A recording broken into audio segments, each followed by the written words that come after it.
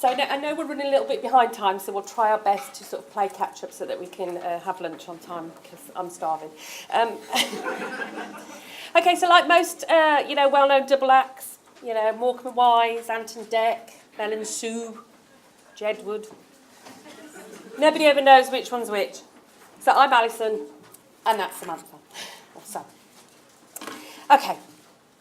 So just a bit of background on us, really. And again, I think somebody's got the labels mixed up there. A bit wrong, really. We're both nurses by background, and we've worked in the oncology, haematology setting for a long, long time, giving chemotherapy for many, many years, in many different guises, into many different places. That sounds a bit wrong. We are now both senior lecturers at Birmingham City University. Anybody from Birmingham other than Gemma in the room? No?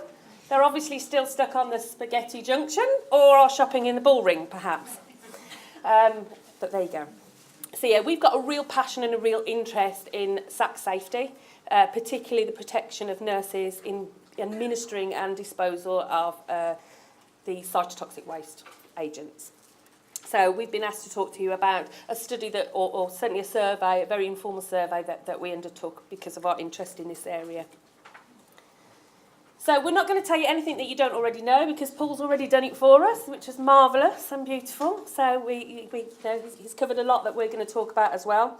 But we're going to actually really focus on the nursing aspect of it. So I apologise for the non-nurses in the room, but we're going to focus on that element of the journey, looking at administration and disposal.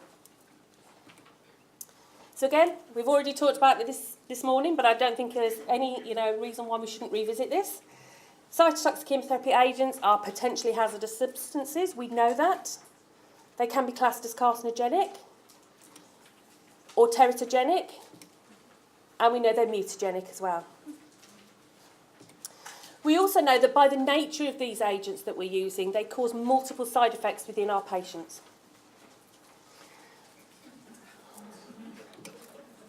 Sorry, just before lunch, but most of us are healthcare professionals, so quite used to a bit of vomit before lunch. We also know, and again, Paul's already talked about this, is there are different ways that we can be exposed to these agents. So, we can be absorbed by accidental exposure through inhalation and ingestion. We've already talked about that this morning. And I bet you're all thinking, I would never eat chemotherapy. I don't know about you, but I quite like a Big Mac with a side order of cyclophosphamide for my lunch. But we wouldn't say we would intentionally ingest or eat chemotherapy, okay? But actually, we'll talk about it a bit later on, and you'll see how easy it is to eat chemotherapy. And also absorption, and again, we talked about this, or Paul talked about this earlier, about this is one of the biggest ways that we can be exposed to these agents. Obviously, this is a bit of an extreme. This is a patient who's had exposure. You can see where the cannula was put in and the cannula dressing back in the day when they were actually cloth. But obviously, that's an extreme, but that can also happen if we're exposed to our skin as well. Especially cyclophosphamide, as we've already talked about, within 20 minutes, 80% of the drug is absorbed into the skin, and then you can't wash it off, which is quite alarming. So there's been loads and loads of literature research and published as far back as the 1970s. As before you were born, wasn't it, love? Only just. Only just. And all this... Born in the 70s. Well, yeah, just, okay. Don't give my age now. I'm the older one, though. So, yeah, loads of stuff published on the adverse effects associated with this occupational exposure of anti-neoplastic drugs, SAC agents, cytotoxic agents, hazardous drugs, whatever you want to call it. There's loads of literature out there. So we're going to have a look at some... No, we're not really. There's far, far too much. There's absolutely loads of stuff out there. So there's too many to mention in great detail and cite within this presentation. But if you want any of them, I think between most of us within this room, we will have all of those papers at some point or other. But there is a shed load of stuff out there. So this isn't something new. We've known about this for quite a long time. And what concerns us in particular is we have known about it for such a long time. There has been a lot published on it, and yet we're still not doing enough to protect ourselves. And like they say in that hair advert, we're worth it. So So there's risks of accidental exposure along the whole process of this drug, the whole life cycle of this drug, right from this, preparation and reconstitution of the drug, right up to spillage, or as Paul's just said, what was it, from vial to waste. So at every point there is, a risk of exposure. And as I say, for the purpose of this presentation, we're going to focus on administration and disposal of waste.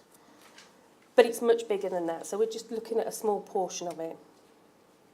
Just wanted to pop this slide in here, really, because, again, Paul's already sort of alluded to the PPE that we wear in different sort of areas or when we're doing different processes with these drugs. And so when pharmacists and pharmacist technicians are reconstituting and manipulating the drug, we've already talked about the isolator, the safety cabinet, although that brings with it its own problems. But as you can see here on the left-hand side, the individual's all gowned up, they have a mask, they have the hairnet, they have some, again, different cabinets have different things, but this is where they put their arms to, obviously they're gloved up, may have overshoes on. On the right-hand side, this is how nurses administer those same cytotoxic agents. Unless you can tell me something different, but I'll talk about that in a minute. So again, just wanted to say that that's what we're focusing on. So knowing all this, we need to protect healthcare workers that are involved in all the processes, right? So we should be wearing this, should we not? We've got a code 2019. That's from Monsters Inc., if you haven't seen it. Did I sound like that woman, didn't I? So should we be wearing all this to actually administer chemotherapy? Do we wear this? I think yellow would suit us, actually. I think it would look lovely. No. This is more like what we're wearing. Anybody else wearing anything different, anything more than that? Excellent. So what kind of stuff are you wearing? That sounds wrong. Gowns with full sleeves. So you've got gowns with full sleeves? Excellent. And visors? Longer gloves? Excellent. Sleeves and goggles, brilliant. That's really good to hear. But the majority, I'm looking at the rest of the room, is this what you're wearing? Yes. Okay, and this is what we found as well. Predominantly this is what we're wearing to administer these drugs. And infection control policy, bare below the elbow. So we've got a huge space between here and here where we can get those splashes of that absorption of cyclophosphamide, and in 20 minutes it will absorb 80%, which worries me. The aprons. I've seen wafer-thin ham that's thicker than the aprons. They have. The aprons have got worse, haven't they? And wagon wheels have got smaller. But they have. As soon as you pull them off the roll, they come off. You have to tie a knot there. And can I just say, one size does not fit all. I have to have one for Ethel, and I have to have one for Maud, otherwise they get jealous. And it gets very sweaty. Too much information. But what we're saying is, are these fit for purpose? And although we do know from these studies here, which, quite recent, back in 2013 and 2014, that if we adhere to PPE recommendations, it does show that we have a substantial reduced workers' risk, but PPE has to be fit for purpose. And my argument is, this isn't, and we need to wear more. But again, that's just another issue. But it is quite reassuring, although sad, to hear that the majority of the room, that's what they're wearing. And this is something that we need to push on. And again, it's what Paul was talking about coming together and being a collective. This is what this is all about. We need to come together and go, we're not happy, this is not good enough. And we need to wear, like you've clearly got some good practices going on, and we need to adopt those. In Australia, they wear full gown right from here to here. In some parts of America, they wear respiratory masks when they're giving these drugs. So why is it different in the UK? They're the same drugs. The risks are the same. Are we just not worth it? Sorry, I'm getting a bit deep now. Okay, so we've touched on some of the guidelines and acts and policies that are in place. And despite the implementation of these guidelines, studies still show that nurses and pharmacists are being exposed to these hazardous substances. And that's quite alarming. I'm going to touch on what Paul said about the hierarchy of controls, which are all in these guidelines. And that first hierarchy of control is, as we've already talked about, is using enclosed systems. The get-out clause is where reasonably practicable. For those of you who work in the NHS, reasonably practical is it costs too much money, so therefore it's not reasonably practical, so you can't use them. So that's your first hierarchy of control gone. And actually that's the most important. The second one is obviously controlling exposure at source, and we were talking about ventilations. What about the areas you're giving these drugs in? Are they, yes, I can hear someone laughing because we were doing exactly the same. Are they well ventilated? Are they small? Are they hot? Yeah, and very often they are poorly ventilated, quite small, and the temperatures go through the roof. And again, talking about that, aerosoling and evaporation of these drugs in a hot environment, that's going to happen a lot quicker. You've got no ventilation to ventilate that aerosol, and you're in an enclosed situation and you've got no PPE, so you're going to be exposed. And the third one is PPE. And actually that looks like the one that we're mostly using. And we kind of are ignoring the other two, certainly for administration and disposal of waste. I don't know whether you'd agree with that or not, or whether I'm making a very sweeping statement, but from our experience and people that we've spoken to, those first two measures, certainly for administration, aren't in place. And the third one that isn't fit for purpose, in my opinion. So the bottom line is handle with care, and we are worth it. So what we wanted to look at was, again, just looking at some of the literature that's out there about how we can be exposed. And again, Paul's already touched on this. So we know that we've got this surface and worker contamination by these cytotoxic drugs. And again, we've already talked about the nursing station, our prep areas, our sluice areas, the space around the foot of the drip stand.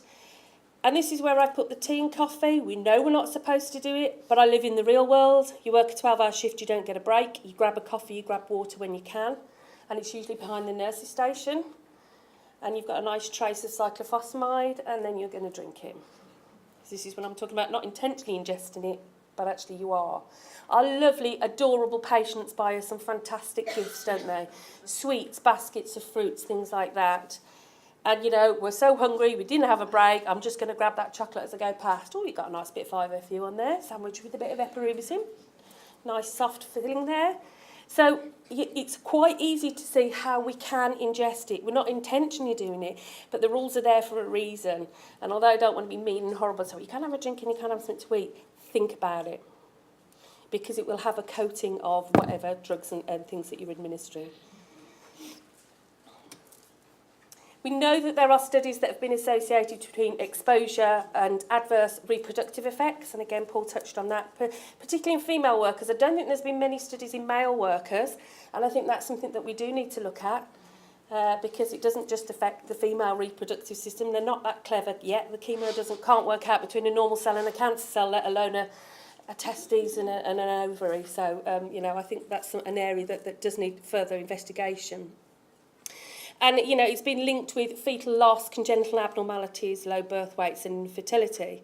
And again, I'm sure Sam will touch on this when we look at the results from our survey. But it's difficult to relate that just to adverse exposure to chemotherapy, because actually that could happen in the general population. But what these studies have found, it's higher in this group of workers than it is in the general population. Therefore, clearly there's got to be a link somewhere along the line.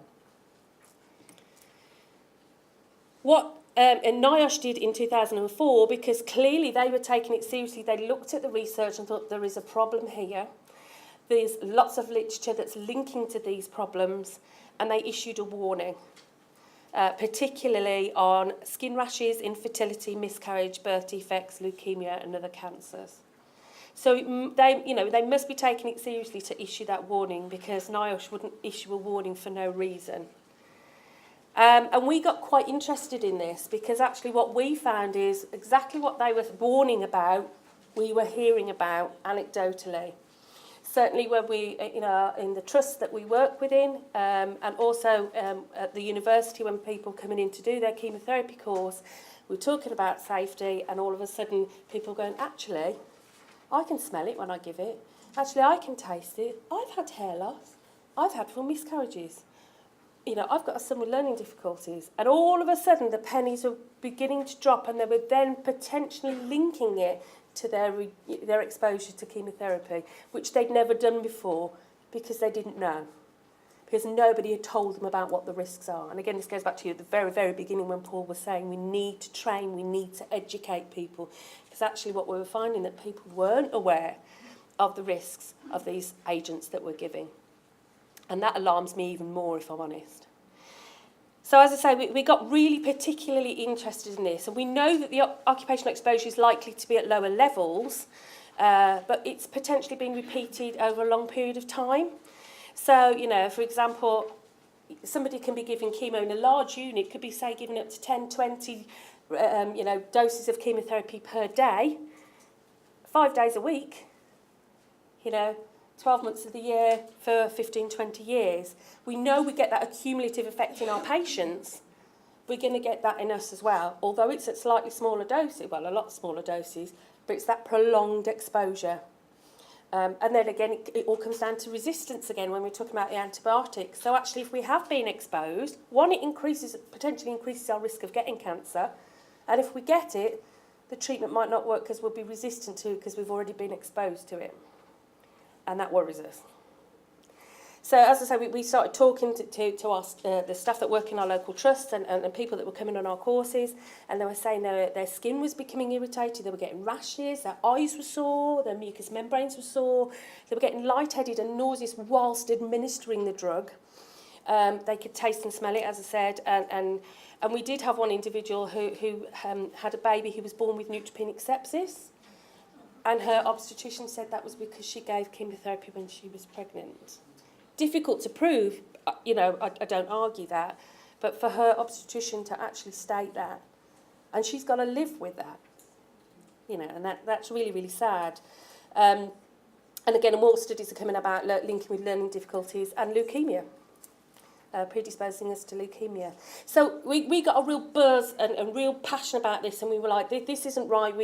Is this really happening, or are they spinning us a line? You know, we want to look beyond the headlines. So what we decided to do was actually have a look and do a bit of a scoping exercise of our local area and the network of people that we got contacts with to find out, does that really mirror what actually happens in practice? And at that point, I'll hand you over to Sam, who'll tell you whether it did or it didn't. Thank you very much. Right, so I'm Sam, as Alison said. I might add that I am actually still in clinical practice at the moment. I'm a lead chemotherapy nurse as well as working at the university. So Not for much longer. I'm abandoning ship. I'm going to work full-time at university. But obviously still in practice very much. And just touching on some of the points that Alison made, particularly about the areas that we work in. I know from my point of view, I've got 3 units that I look after. And all of them are quite small. Areas of preparation, I have to say, we have no ventilation in, literally no ventilation in whatsoever, and that absolutely terrifies me. I have to say we do use closed systems for administration, which I know not many places do, which does help, but I think, and someone mentioned about the monoclonals earlier, and that the monoclonals for me is a massive issue, and I'm going off slightly the point now, but monoclonals is a massive issue because first of all, we don't know the risks really. You know, they're relatively new drugs, so we don't really fully understand what the risks of them are to us. But all of a sudden, like drugs that had gone into the isolators, into pharmacy, so Herceptin, for example, which to me 10 years ago we were told it should be made up in an isolator. All of a sudden, because it's become subcut, it's sent up in a vial, and we have to draw it up with a syringe and a needle. And it was only literally, I was working on one of the units, I was covering a shift on a unit, and I was drawing up a Herceptin, and I thought, what am I doing? How is it? I've gone, from 10 years ago, we've all of a sudden gone back to just drawing up with a needle and syringe again. So personally, for my trust, I have instigated some vial shield devices. So all of our nurses now will use protective devices while they're drawing up monoclonal antibodies. But that's just what a decision that we've made within our trust. But it's things like that where you don't necessarily always think about it, and certainly changes in practice really impact on your risks of exposure that you don't necessarily think about. And it was literally when I was standing there doing it where I kind of suddenly thought, how come we're doing this again? So, you have to always just bear in mind and just have that awareness all of the time of what you're dealing with. But moving on to what we did. So obviously we've got a big interest in this ourselves. We've looked at a lot of literature, a lot of research. A lot of Paul's work, I might add as well. It's a bit like meeting a hero today. It is, I know, we're a bit kind of... Sorry, it's really sad. Don't get into Sonia. No. Sorry, it's a bit sad, isn't it? But, you know, it sparked a real interest, and like Alison said, we have a lot of nurses, particularly when we're running the chemotherapy course, because we deliver quite a robust health and safety session, and a lot of those nurses come to the session or finish off the session and say, oh my God, what have I been doing for the last 6 months, because they haven't had that level of training in their trusts, and then suddenly realise that they aren't protecting themselves properly and certainly haven't been informed by the trust that they have been. So we realised obviously there was a lot of, there was a need to kind of explore the sort of effects that nurses experience whilst they're actually administering the drugs. So we did basically want to get some dirty data, and it's a horrible word, I know, but that is basically what we wanted to do as a kind of initial scoping exercise. So we did just initiate a survey, and that was purely just to look at the immediate effects that nurses experience whilst they're administering chemotherapy. So I have to reiterate the fact that this was not a formal research study. This was purely a survey, so we didn't get ethical approval or consent. It was people choosing to undertake the survey. It was all online, and so it was just, as I say, to get some basic data for us.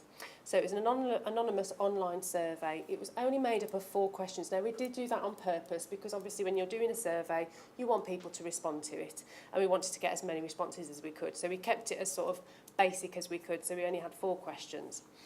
We did therefore get a fair number of responses. We had 200 responses, and that identified 55 different healthcare providers. And that was actually not just healthcare providers in the Midlands. A lot of them were based in the Midlands because that's obviously our sort of catchment area, if you like. But we did get people who did the survey from across the country up to as far as the Isle of Man, I think we had. Bristol, Ireland, Wales, Devon. Yeah, so we did end up with quite a variety of places that people came from, which was helpful because it's always nice to get people from different parts of the country. And 7 of those healthcare providers were unnamed. So the questions that we asked were very, very basic. What trust do you currently work for? So obviously that gave us an idea of where everybody was placed. Have you ever given chemotherapy? And then have you ever experienced any of the following adverse effects when preparing, administering or following administration of cytotoxic chemotherapy? And we did provide a list. Now, looking back on this, as we have done, we realise that's a little bit leading, and we probably should have just asked it as an open question, just to say, have you ever experienced any side effects from giving chemotherapy? If so, what are they? But because obviously we'd read in all the literature that these were a lot of the things that had been sort of quoted elsewhere, so studies that have gone on in other countries have kind of documented these as adverse effects that nurses have experienced. So we did get the question from the data that we'd already looked at, or some of the literature we'd already looked at.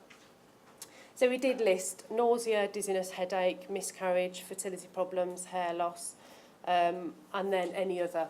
So we did get the nurses then to also specify if they had suffered any other effects that we hadn't listed. The other question we wanted to just get some basic data on is whether people were using closed systems or not, because obviously we're very aware that that is one of the main hierarchy of controls that actually we kind of know a lot of trusts don't use them. So I suppose we just wanted to gauge a little bit of whether, they were commonly used in practice or whether they weren't. So that was the kind of basis of why we asked the questions that we asked. So out of 200 respondents, 195 of those out of the 200 gave chemotherapy, and 5 said that they didn't. So obviously we had to discount those 5 from the results of the survey because they weren't actually giving chemotherapy.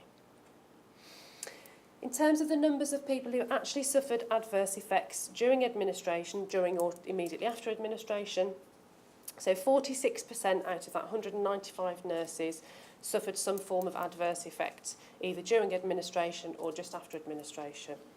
And obviously 54% didn't. So really you would say really that's quite a significant number of nurses. I think you probably agree that is quite a large number, isn't it, that suffered some form of adverse effect. So looking a bit closer into the question where we asked for those specific side effects, you can see that the majority of people who suffered an adverse effect said that it was to do with that it was headache. So a lot of people said they got headaches when they're giving chemotherapy. The difficulty with headaches is there are a lot of things that can cause headaches. So how can we actually say that it's because of the chemotherapy? Well, we can't, can we? You know, a lot of nurses are the worst for being dehydrated, you know, working long shifts, not taking their breaks, concentrating heavily for long periods of time. You know, there's lots and lots of other reasons why you might get a headache that you wouldn't necessarily would say is because of giving cytotoxics. But you have to remember that this survey was answered when nurses were sort of saying, this is because of chemotherapy, I'm getting this effect. So headache is quite difficult to kind of reason with, I suppose. We then have sort of dizziness and nausea. So a significant number of people had some form of dizziness or nausea whilst they were administering chemotherapy. Now, that's a bit more difficult because actually, you know, these were nurses where they were saying they felt dizzy during the administration or shortly after the administration of the drug, but clearly didn't feel dizziness the rest of the time. So to me, that would indicate that that dizziness is because of the drug. That, you know, that's because of what they're actually physically doing at the time.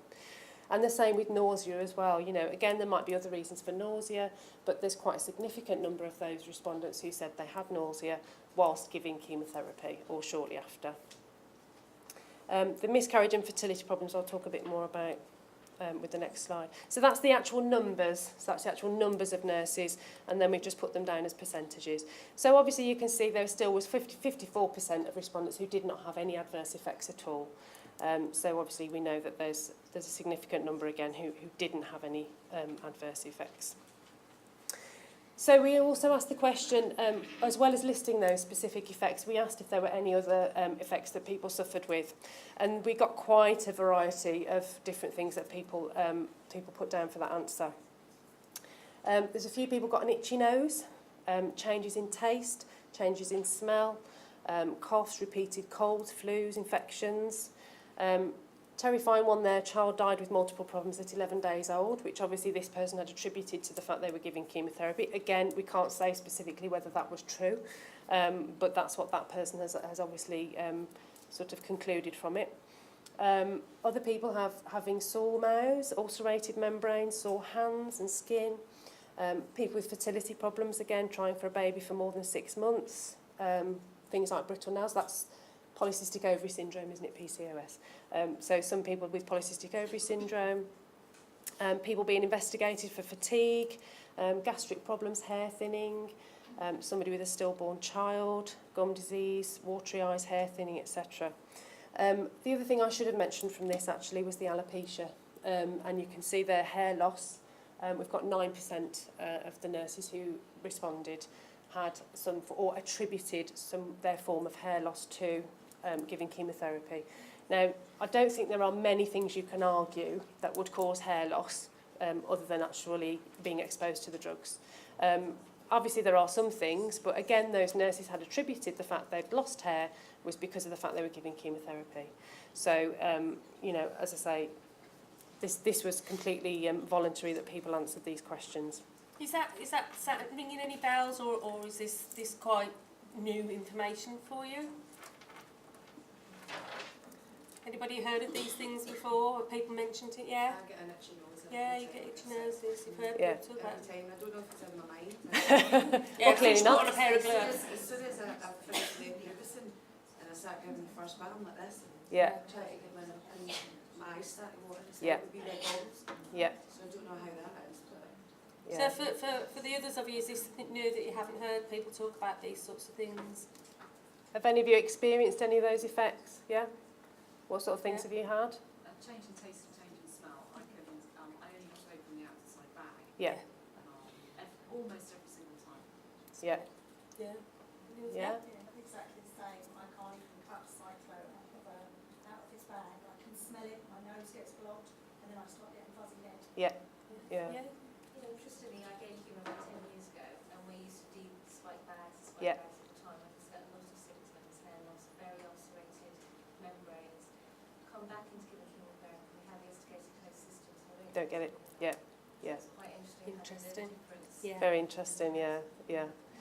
Yeah, I think one of the things about closed systems, because we use closed systems in my trust as well, although I have to say they were implemented before I started, and that was because there were a number of complaints of various things, and that's what instigated it really. Yeah. Sorry. I'm a veterinary oncologist. Oh. A bit the outside of. Wow. I mean, this is shocking. And you know, we would never tolerate any of this. You know, we all wear full PPE, gowns, gloves, eye protection, facial. This is just unbelievable. But what kind of numbers of doses are people giving in a day? So, yeah. What kind of results are Okay. because we're teaching vets in practice giving chemotherapy. Yeah. The stochastic side effects. There's no safe lower level of exposure. Yeah. And yet we don't generally experience these kind of adverse events. Yeah. We have PPE and we use those systems all the time, so maybe that's the reason. Yeah. But how many doses are these? So Which unit they it depends. So I have 3 units in my trust, and overall across the 3 sites, we probably deliver. Well, we see about sort of 80 patients a day, and out of those, probably about 60% are having actual cytotoxics. So it's a good probably. I'd say 50 patients a day. That's Worcestershire Trust. And that's multi-combined agents. and that's It's not all single sorts. agents. It could be 2, 3, 4, 5 drugs in a regime. Yeah. And is there a rotation system, or are the same women? It's the same nurses. Every day? Yeah, So, same nurses. Because they're chemotherapy trained nurses, so they have to have So a specific level of training, qualification to be able to do it. So we're There's limited. a set number of days that you No. can work. They work 5 days a week, most of them. So if they work full time, they do a full 5 days a week, every day, giving chemotherapy every day. Yeah. you look terrified. It's terrifying, isn't it? I know. Be Yeah. a veterinary nurse? Yes, please. We'll be safe. They don't answer back. They bite, don't they? But they don't answer back. Sorry, I said that a bit too quick. Oh, dear. Sorry. Okay, so obviously there's quite a lot that comes out of this, really, things that we have to think about. And I think, you know, you have to kind of think about the fact that chemotherapy doesn't affect everyone in the same way, and we see that in patients. You know, you have some patients where you can give one cycle of chemotherapy and they'll be flat on their face for a week, and then you'll have someone else who carry on working and barely even notices that they've had it, and it could be exactly the same dose and the same type of chemotherapy. So from that point of view, you have to think about, as nurses, some of us are more susceptible to feeling those effects of the drugs, and some of us aren't. So you will have nurses who will say, well, I've given chemo for 30 years and I've never had any effects and I've never, you know, had no problems. And that's because, obviously, you know, you're not prone to that, are you? You know, people obviously recognise what I've just said. We've all got that person. We've all got those We've in all the got trust. But you have to think about, you know, you might have a brand new nurse who comes in who is very vulnerable to those drugs, and they're probably thinking, well, how come I'm getting all these weird things that are happening when I'm giving chemotherapy?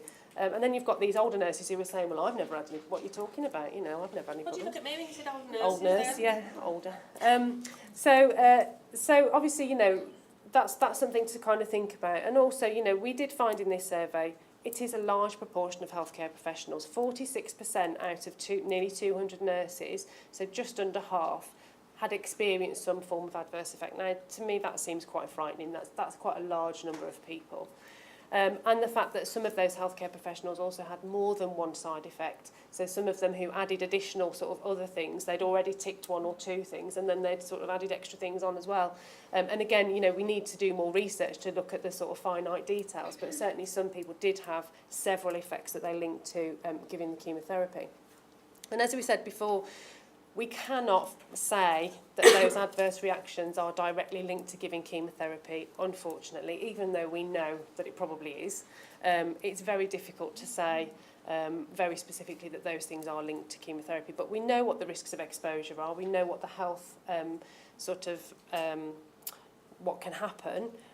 So from our point of view, you know, to me, it's all to do with the chemotherapy. Sorry, got that twice. So conclusions from our survey. Obviously, not everyone who answered the questionnaire gives agents took part in the study. We did only have 200 respondents. I say only, it was quite a lot, really. But we are only talking about 200 nurses, and we are, you know, and again, the sort of geographical locations, it was mostly based around the Midlands. We had odd ones that were a bit further afield, but, you know, basically we just need to do more research. And we know, as I say, a large proportion of those people giving chemotherapy agents suffered some form of an adverse reaction. We know there are products available to help reduce the risk of exposure to cytotoxics. I think the difficulty in this country, as a National Health Service, is that, you know, we aren't mandated to follow guidance. So there is a lot of guidance out there. If you actually take the time to look at the HSE and COSH guidance, it tells you exactly what we need to do. It's just that we don't do it. And there's nobody there telling us, oh, you must follow this guidance or X, Y, and Z will happen. You know, if we got a financial penalty for not adhering to these measures, then that would be a different story, wouldn't it? It's the fact that we're not told that we have to adhere to this guidance, that it doesn't happen. And also, as we said, you know, a lot of the guidance is where reasonably practicable. And all of your trusts are going to argue, well, it's not reasonably practicable to spend £3 million on CSTDs because, you know, we can't afford it. I work for a trust that is financially in a massive amount of deficit. And if I asked for anything right now, I know that they would just say no because they just wouldn't be able to afford it. And I'm sure a lot of trusts are in a very, very similar position. So, you know, even though we know there's a lot of these products, we're battling against, you know, this issue of funding all the time in this country, and it becomes very difficult to get anywhere, really. As we've said a couple of times, we can't directly link those adverse reactions to exposure of the agents. However, given that these people have attributed those effects to the administration of chemotherapy, it's fairly sort of robust, really. I think that these effects are linked to them giving chemotherapy.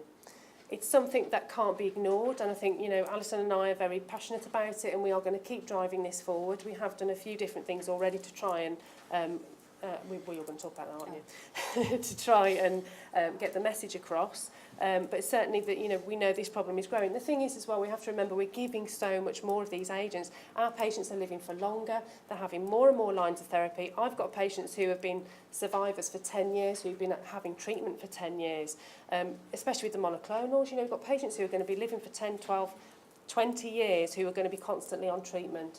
So we have to remember that this problem is only going to get bigger. It's only going to get worse. And, you know, we're going to get more people who are going to start suffering with these adverse reactions. And then that obviously leads to the use of our other therapies, our newer therapies, targeted therapies, immunotherapies. Immunotherapies is a whole new ball game, isn't it? You know, we're all terrified. I'm waiting for the mushroom of immunotherapies, because it's going to happen, isn't it? We know they're being trialled in all kinds of tumour sites. It's a brand new set of drugs. What's it going to do to us? You know, you have to think this affects people's T cells. It can create autoimmune sort of diseases. It does. You kind of think, you know, what effect is this going to have on us when we're actually administering those drugs? The answer, we don't know, because obviously they're a brand new range of drugs. But that, again, it's going to start increasing. And we don't know what the long-term effects of those are. The other issue, as well as the sort of barrier of the trust, I suppose, is the sort of standardisation of training for nurses. Now, because we're in education, we're very passionate about that, making sure that everyone gets the same level of training to be able to give chemotherapy. What terrifies us is that we get a lot of nurses who come to us saying, oh, well, I wasn't told any of this when I started on the chemotherapy unit. Now, to me, that's a basic. You know, you start on a chemotherapy unit, you should be warned of the health and safety risks. As a student, as a porter, as a cleaner, you know, anyone who comes on the unit should be made aware of the risks that there are in working in that environment. And we have nurses who've worked on units for sometimes years, and they come to our courses and we do the health and safety session, and they're absolutely astounded by the fact that there's this health risk that they didn't know about. So there really is no standardisation of training, and that's one of the things that we certainly would like to look towards is, and I know Rebecca's going to be talking about the SAC passport, so certainly sort of from an education and training point of view, I think that's something that's really, really key in making sure everyone is aware of the risks. So the future is quite difficult. We know things are going to get more difficult. We know the pressures on the NHS are not going to get any better anytime soon, and hence I'm leaving. But certainly, you know, we've got all these newer therapies, we've got immunotherapies, and as Paul was talking about antibiotics, you know, that I think that is going to come more and more to the fore. We're going to have more nurses who have, you know, either built up complete resistance to all types of antibiotics, or just don't have any, you know, have no sensitivity to antibiotics. And what are we going to do then? You know, what are we going to do for those nurses who become unwell, who just can't, you know, they can't have any antibiotics? So from our point of view, and certainly for, you know, article that we wrote before, our recommendation is the use of closed systems with all drugs. hazardous, you know, whether they're classed as hazardous or not. You know, if you are exposed to any drugs, there is a risk of you absorbing them. And, you know, I think back, I used to work in haematology and bone marrow transplant. And when I think back to when I worked on the ward, the bucket loads of chemotherapy you would give is nothing in comparison to your, you know, cyclosporin that you're giving, your pentamidine, your ribavirin, you know, ganciclovir I used to make by the bucket load, just made it up on the wall. You know, you think back and you think, it's terrifying. So yeah, I think there's just got to be more awareness and more control of all the hazards, really. So again, our recommendations are very similar to Paul's, really. Increasing awareness of the hazards. Don't use the patient's toilet. Yeah. Don't ever use a patient toilet. See, I was I'm listening, so glad you Paul. said that. Can I just say, I've got to say this. One of my units in Worcester, I shouldn't say where it is, one of my units, busiest unit that we've got 15 chairs, we've got one patient toilet. And I see all of our consultants going into that toilet, and I just feel like saying to them, have you got any idea of what you're doing when you're showing them? Oh, it's horrendous. Anyway, yeah, don't use patient toilet.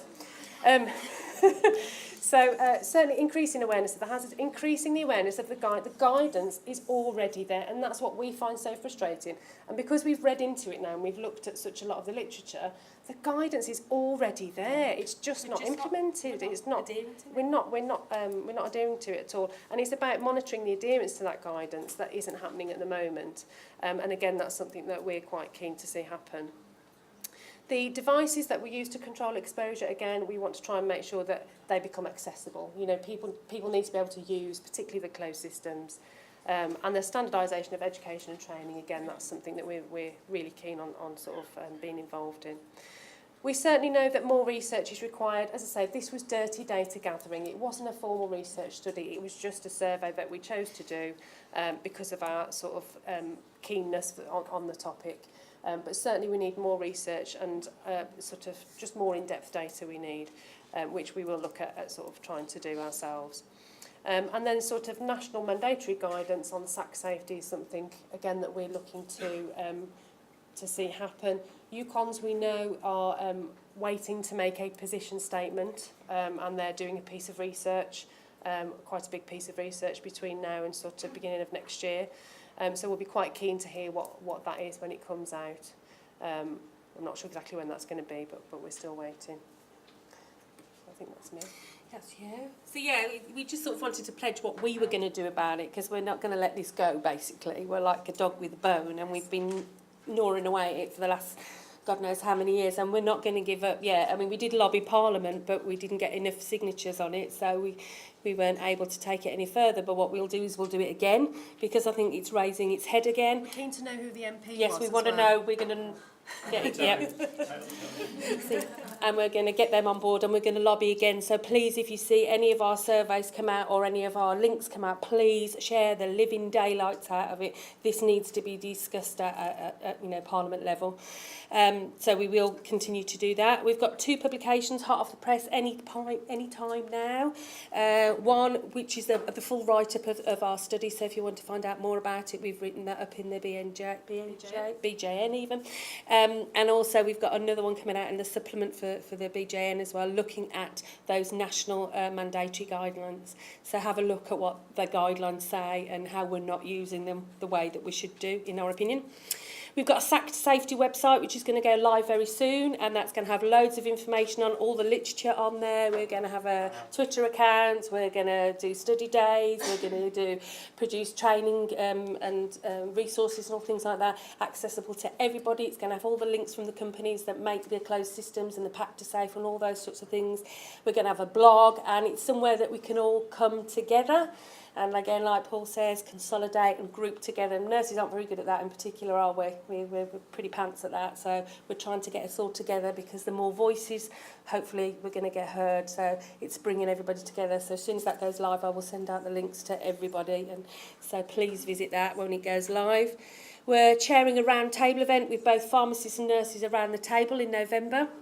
Some of you may well be going, to have those discussions about the differences in practice and how we can make that seamless, and how we can work together to make sure that process from reconstitution right through to waste is seamless, and that everybody's protected regardless of our role within that. And yeah, we're really thinking about doing our PhD now on doing further research into this. Yes, don't try. Yeah, don't. I'm not going to take as long as him. I might be dead. We won't be allowed to. We have to do it in 5 years. But yeah, you know, we're being pushed to do a PhD, and we've finally gone, do you know, there's something we want to do it on, and this is it. So all those bits we were saying we need more research, and this is what we're going to look at for our PhD.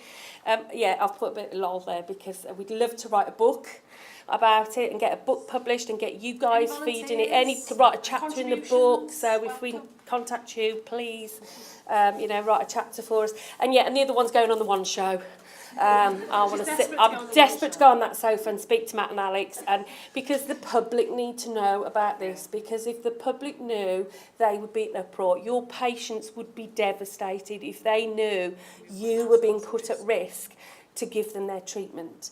Now, whilst we don't want to scaremonger and we don't want to be alarmist, we want to be truth tellers. We don't want to frighten people off from coming into the profession and coming into be chemotherapy nurses, because it's a great job. I wouldn't have done it for 20 odd years if it wasn't a good job.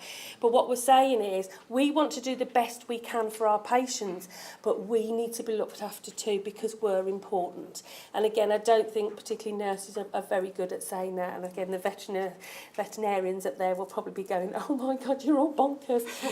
But nurses are pants at saying, do you know what? I'm worth it and I need to be protected. And that's why we need to come together. So thank you for listening. Our references are on there. If you need anything from us or you want more details, we can give you our contact details. We're happy to help out anybody. If you're thinking about bringing in closed systems, we've got lots of people who've done it and written business case studies. And we'll share anything. And we'll share it on. Yeah, we're not precious. And again, that will all go on the SAC website. How to write a business plan and all that to get closed systems in. Gemma will tell you the barriers that she's come up against and how she's got round them, or things that have worked for her. Or we've got quite a few people like that. So please, anything about SAC safety, if you're worried, please get in touch and we'll do our very best to help you.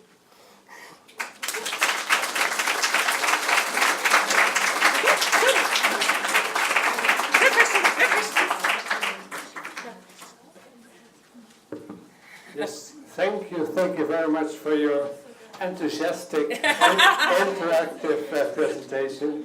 Very great. Are there any questions? The vets. They're just horrified. You're horrified, aren't you? You're stunned, aren't you? When you did the survey, did you have any respondents from private practice? Yes. Are they using closed systems? Well, that's the thing. That was the difficulty with the survey, because it was very basic. We don't know who was using closed systems and who wasn't. We just know there were. I think there were 44% were using closed systems and 56 weren't. But we don't know which institutions they came from. Do you have a feeling from just talking to people? Yeah, I think we speak to a lot of the private sector. Yeah. We know which ones are and which ones aren't. Yeah, I think private sector are more likely to use closed systems. Let me put it that way, because obviously the cost is. Well, no, I say that private sector still have difficulties with money the same way everywhere else does, but I think they are more likely to implement them than perhaps the NHS. Okay, thank you. More questions? Any ones we can answer? Yeah. Thank you for a brilliant talk. I look forward to a chapter in the book that deals with carers in their own homes, Yes. having to be helping people who are getting chemotherapy. Yes. We've had our first oral chemotherapy in the home, Yeah. and there's been all these questions about the toilet and about all sorts of things. Yeah. So we really look forward to your input on Yeah, that. we work with Healthcare at Home, who obviously go out and deliver chemotherapy in the home, and we run their training and updates. So yeah, we're very keen at looking at the care in the community regarding SAC safety. So there will be a chapter. Yes, absolutely. You heard it here first. I'll write the bloody book now. You've said it there.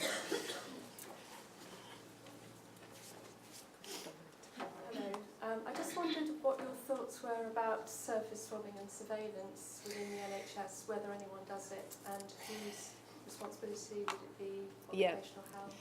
It's quite difficult. That's a really big question, to be honest. We haven't done any surface wiping tests in my trust, but we already have closed systems, so really it would be, ideally what you want to do is do surface testing and then introduce your closed systems and then do the testing afterwards. And that obviously is going to tell you whether your closed systems are doing their job or not. So because we've already got closed systems in my trust, we don't actually do any wipe testing at the moment.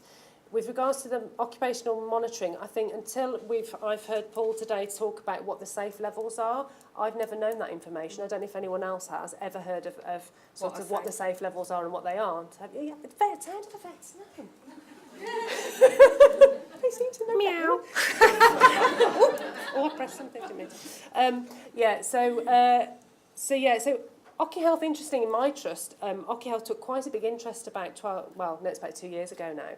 They suddenly decided, I think they had a new consultant in occupational health, and they suddenly decided to monitor all of our staff in chemotherapy. Well, I think, first of all, they didn't realise how many chemo nurses we had, because they did full blood count, user needs on all of them, peak flow testing, massive questionnaire, so proper full-on sort of monitoring.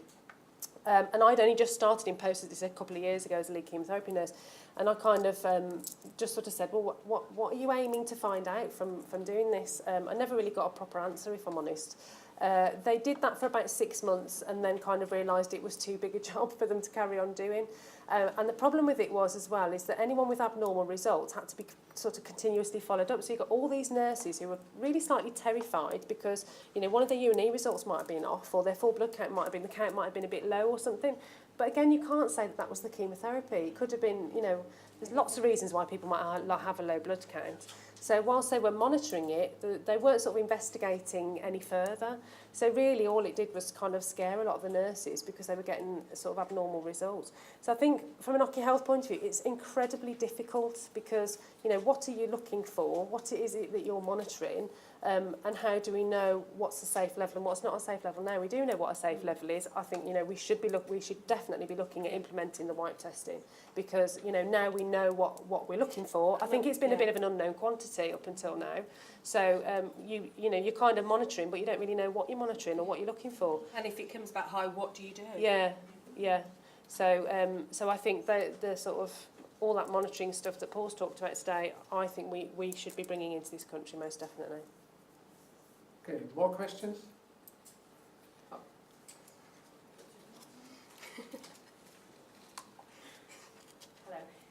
I work in paediatric oncology pharmacy back in Liverpool. Yeah. And I obviously have to manipulate oral medication quite a lot in our little cabinet. Okay. So we do the whole make the chemo in cytos with the isolator and everything, but obviously I just wear the same protective equipment as the nurses do, gloves. Yeah. Is there any guidance or information coming about that, like manipulating oral liquids? There already is. I mean, if you look at the aseptic preparation guidance, which Beanie, Alison Beanie, who wrote it last 2016, isn't it? Yeah. So there's a big, massive aseptic preparation guidance for the UK, which was edited by Alison Beanie last year. So have a look at that document because that should have everything you need in there about. Yeah, but that's for aseptics. Yeah. So this is so how do you actually manipulate them? Is it in an isolator or? No, it's like a few cabinet, and because it's paediatrics in different doses, we don't do whole bottle dispensing. We literally pour oral methotrexate, oral chemo, oral cyclophosphamide, albeit with a mask and apron and stuff on. Yeah, Good question. Can we look at Paul? Like extemporaneous products, because a lot of kids aren't, you know, it's not palatable for a lot of children. Yeah. Used to take them, so we have to, you know. Any other pharmacists? Anyone? Pharmacist Yeah, technicians I'm not in the sure room? we can Because answer that if I'm as honest. nurses, it's I difficult just for me. wanted Yeah. to know of any literature that was up and coming or around that I could... Not specifically about that, no. There is definitely, you've got the aseptic stuff that's very well, you know, protocoled. There's new Spanish guidelines that have been released. There is actually, there's new Spanish guidance because there was a litigation case in Spain, so they've come out with some new guidance that's very new, and what they recommend pretty much for certainly for administration, it does say for preparation as well, so it's got specific drugs and what your measures should be for administration, for manipulation, preparation, and for administration of virtually all the cytotoxics, they say mask, goggles, armlets, gown, aprons. So they have specific advice on different drugs. So the Spanish guidance might at least give you some... But it might give you something to say, hold on, we're doing this in Spain. Yeah.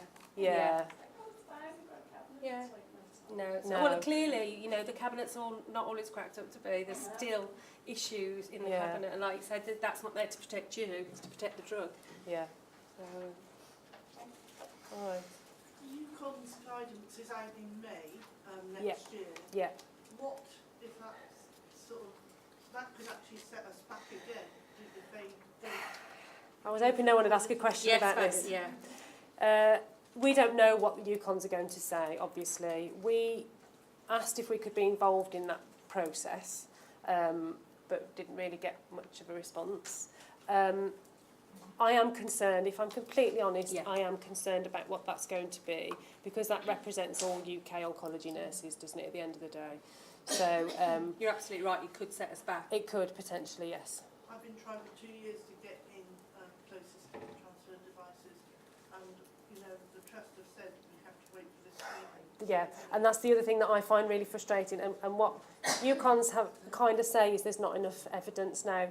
We have got to lever arch folders full of evidence. Now, yes, it might not be UK evidence, but it's evidence of humans. You know, you kind of think, well, we're all humans, surely, whether in the UK, whether we're in Spain, America, wherever. So, to me, that's evidence, you know. But I've looked at a lot of evidence, Yeah. and there's nothing to say that you must. Exactly. And that's the problem. Yeah. It's the terminology is very limiting. Yeah. And can be misinterpreted quite easily. Yeah. And that's what we want to change. It shouldn't say should use STDs, it's must use STDs. Yeah. And that's what we're going to get changed. And like you, I'm concerned that UConn's are not going to use that terminology. Yeah. And that does worry me. And I don't know where we go from there. No. I mean, in radiation safety, they Yes. employ as low as reasonably achievable. Yeah. Yeah. Kind of, Yeah. I mean, And that would. That's how we've adopted it. I mean, Yeah. we're saying all this about oncology. You know, 5 years ago, people were drawing needles and syringes and saying they could feel the drug on their face. Yes. Yeah. But we used the ARA principle taken Yeah. from radiation Yeah. exposure, Yeah. and that became a really big Yeah. guideline for us. Yeah. And you know, That your was our sharps. leverage. Yeah. Yeah. Your sharps policy, why we've gone all needle-free, because, you know, the policies that are put in place and the words in it. Yeah. Yeah. And that's what we're pushing for, but we're not getting very far at the moment, unfortunately. More questions? I have two small ones. Oh. Very simple ones. I need a toilet. I was wondering if some of these people in the survey had several effects Yes. instead of one. Yes. So 3 or 4 Yeah. probably. And the second question is there in the UK a national register where you can announce or announce that there are diseases, occupational diseases, that you registered in a national register, so that you have an overview of all kinds of diseases that happen by occupational exposure to whatever chemical? I think COSH do that. So COSH is our Control of Substances Hazardous to Health. So I think they have a range of chemicals that people work with and what precautions they should take and what diseases there are more sensitive. Drugs there on that list? No, I don't think they are specific. They're not specific. It's too broad a category, isn't it? Yeah. Well, it worries me a little bit that you have you have people involved with many effects in the survey. Yeah. Because one effect can be, as you said, Yes. Yeah. they have many causes, but if there are multiple effects, Yeah. then Yeah. it's really... They get nausea, nausea, vomited, dizzy, lightheaded, you know, Yeah. all of those, Yeah. and more. Yeah. Yeah. Okay, good. Any more questions? The last one. Sorry, we have to record the question, otherwise it's not on the video. They've changed into the YouTube. Hello. Hiya. Just wondering if you know if there's any guidance with regards to giving chemotherapy while pregnant. There is on the HSE, Health and Safety Executive has some guidance on pregnant workers, but what they generally tend to say is, obviously it's the decision of the person who's pregnant as to what they do or don't do. Generally it's the exposure to large open sources, so it's spillage is the highest risk. But then you could argue actually that a spillage could happen at any time in a chemotherapy unit. I mean, we recently had one of my healthcare assistants is pregnant, and our healthcare assistants will go and fetch the chemo from the aseptic lab. And she went down to the lab and went to carry a bag back, and they suddenly went, should you be doing this? I mean, she's probably about 20 weeks pregnant now. And she said, well, what do you mean? And they said, well, if you're transporting the drug, you should be able to clean up a spill. So if you're pregnant, you can't clean up a spill. Well, it never occurred to me at the time that, that thought just kind of didn't enter my head. So even though she's pregnant, and even just transporting it, you have to think about, and it is that awareness, isn't it, of thinking about all the potential consequences that might happen. A spill can happen anywhere at any time, can't it? So really, realistically, you know, a chemotherapy trained nurse is not going to want to give her job up for 9 months, are they? And that's where you have to be a little bit pragmatic about, oh, well, actually, you know, what is it safest for you to do and what is it Sometimes it's completely better unsafe the to devil do. you know, because at least you know the risks where you're working, you can take the precautions, whereas if Yeah. you go somewhere else, you know, HIV, Hep C, MRSA, etc., that you're not aware of necessarily. So, yeah, it's a double-edged sword. I suppose it could be a case of there are certain things that the pregnant chemo giver can do, but there are certain situations where it's known amongst the team Yes. that Yes. should something happen, They wouldn't be Yeah. involved So in that normally, process. certainly a spillage, they should never, they No. should just run the opposite direction. Not Should run. never be involved in a spillage. And there are some of the monoclonals as well, actually, they need to be a bit cautious of. Even denosumab is not supposed to be given in pregnancy. So, you know, there's a few things that they just need to be aware of. But it's having support from your colleagues at the end of the day as well, isn't it? And them understanding what the risks are. Quick YouTube video if you want to watch a horror film tonight. Life-saving drugs, fatal consequences. Type that into YouTube, and that's about a pharmacist. Technician. Yeah, Technician. pharmacist technician. Yeah, a really interesting video to watch. Okay, thank you again for your presentation.